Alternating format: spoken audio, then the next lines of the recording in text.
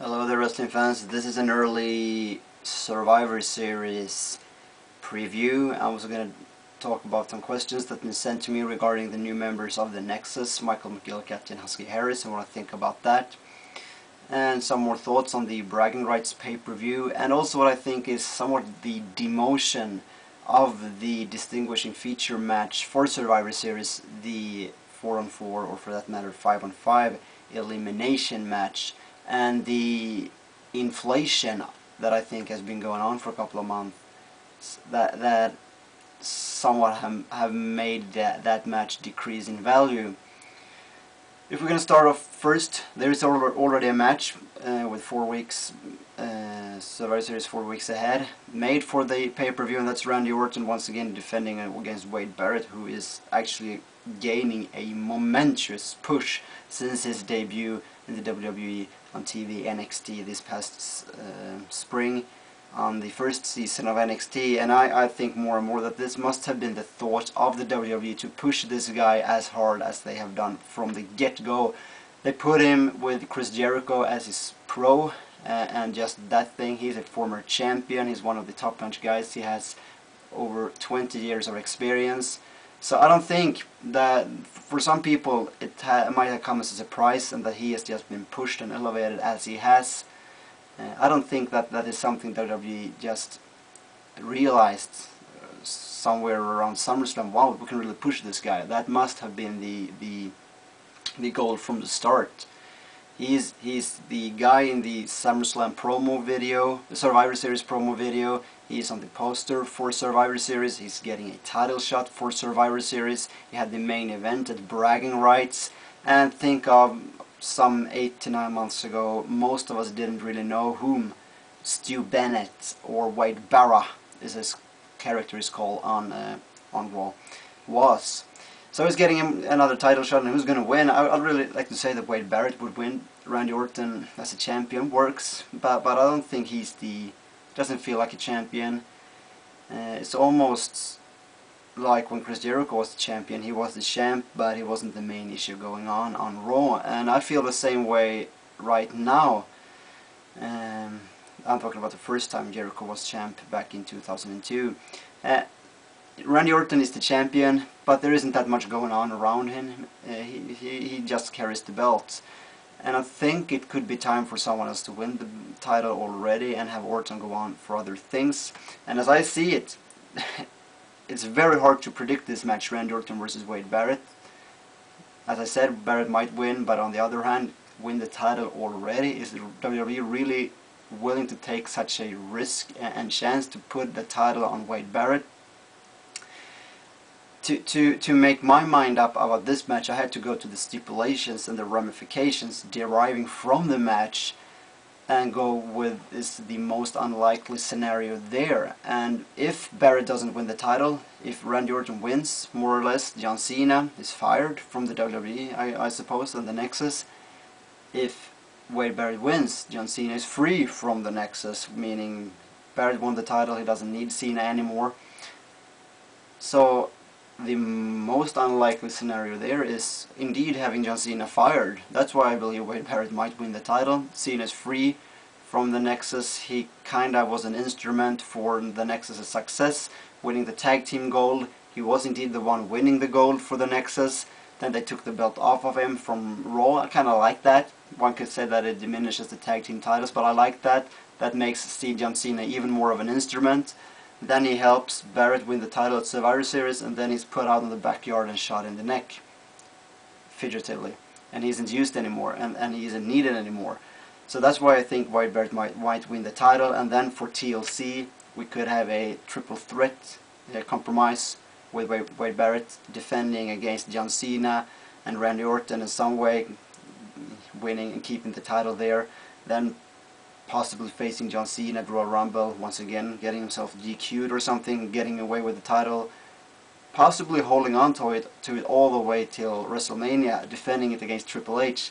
I think we will see Triple H versus Wade Barrett at WrestleMania, and I'm kind of bold here because around this time last year I predicted John Cena and Batista for WrestleMania 26, and I also predicted Randy Orton versus Ted DiBiase for the other title. at WrestleMania 6. We got Batista versus John Cena for one title. We didn't get Randy Orton versus Ted DiBiase for the other title, but we still got Randy Orton versus Ted DiBiase versus Cody Rhodes in a triple threat match. So I'm out to say here that we might have Triple H versus Wade Barrett at WrestleMania.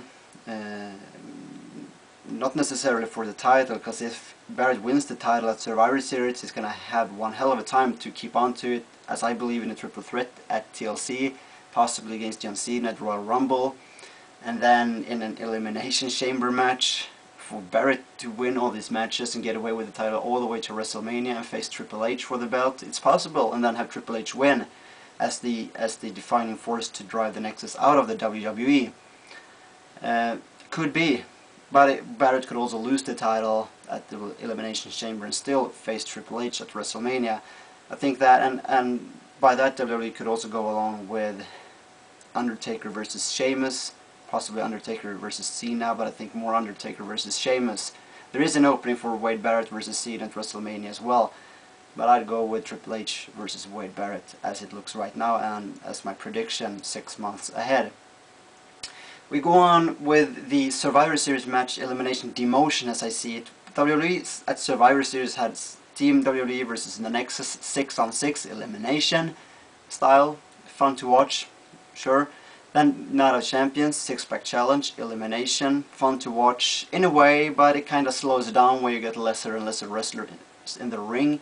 Kind of like when you have 6 wrestlers and then BAM! You have the finish just like that. But still, elimination works. Hell in a Cell, no elimination matches there. Then we have the Bragging Rights match, 7 versus 7, elimination once again. If we keep having these elimination matches, 6-on-6 at SummerSlam, the main event, the Bragging Rights, Team Raw versus Team SmackDown, that's a really big match. 7 versus 7, that's huge. And then we have at the Night of Champions, the 6-pack challenge elimination. What's the gain in having a... Whom here want to see a 4-on-4 elimination match after all these features that we have so far? I'm not sure about that, unless the matches mean hell of a lot for the outcome, and that there are some severe ramifications for it. But could have the Nexus versus some team, and if the Nexus loses they will have to disband, but haven't we quite just seen that? Hell in a Cell. Do we really want the Nexus to keep having to disband if they lose all the time? So I think WWE will really have, either they have to poop on the Survivor Series matches and just throw two or three in there, not have them mean as much, and project the focus on the title matches, or else they'll have to really build up these 4-on-4 matches. There are some theories that they might have helped the Survivor Series match with all these eliminations matches, but I think they kind of vain in comparison to what we have just seen on 3 of the last 4 pay-per-views, these elimination matches. Share your thoughts on that. And also Husky Harris and Michael McGillicuddy joining the Nexus. I predicted, when people ask me, do you think the NXT Season 2 rookies will join the Nexus? I said, I don't think that Percy Watson will be there because his character is too happy, he's all about being a face, and him going to Nexus, he will have to leave all that behind him. He was very much that strong character. And though he had a little tiny heel turn on the season against the MVP, he's still, he could do it, but I said no, not Percy Watson. Eli Cottonwood, just weird. He's supposed to be a big intimidating guy, but he's just weird. Caval, not really going to happen. And then we had Lucky Cannon. Possibly I said Lucky Cannon, but it still wasn't my main pick.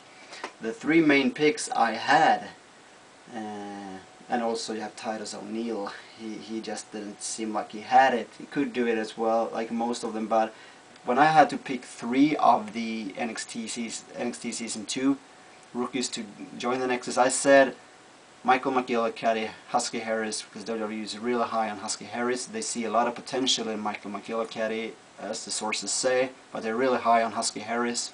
And possibly Alex Riley. That assumption was built on The Miz going to be a leader for the Nexus, which by now doesn't seem likely to happen, or bound to happen. So, and they officially joined, and they are back to the Nexus 7, a potential Nexus 8, as Skip Sheffield is, as I understand it, still a part of the Nexus. He's just injured, while Darren Young is thrown out, and Michael Tarver seems like he has seen his better day. He was injured and therefore scrapped from the Nexus storyline. So that was pretty. Bragging Rights overall, I was surprised it gained a lot of positive reviews. I think it was a good pay-per-view. It wasn't sloppy or slovenly done or anything like that, but I expected it to, because what we have seen in Hell in a Cell, Night of Champions, SummerSlam, Night of Champions, Money in the Bank, I mean, have been really good pay-per-views. I expected the fans to be somewhat very harsh on Bragging Rights, which in my mind didn't live up to that same level. But overall, very, very positive reviews, and the crowd was hot. The fan reports from the arena were very positive as well, described the Bragging Rights as a great pay-per-view, and that's glad to hear. Thank you for watching, share your thoughts, and have a nice day.